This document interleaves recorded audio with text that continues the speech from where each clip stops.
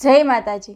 ભગવાનની સામે રડવાથી શું થાય છે ચાલો એ જાણીએ। એ પહેલા વિડીયો અંત સુધી જરૂરથી જોજો અને આ વિડીયોને લાઈક જરૂરથી કરી દેજો।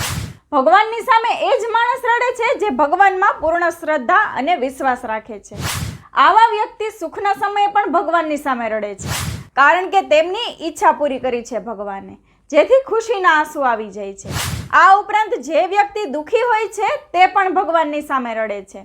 તે વ્યક્તિને પૂર્ણ વિશ્વાસ હોય છે કે ભગવાન તેમના દુઃખ દૂર કરશે। ભગવાનની સામે રડવાથી મનુષ્યનું ભાગ્ય ખુલે છે અને મનુષ્યના દુઃખોનું નિવારણ થાય છે।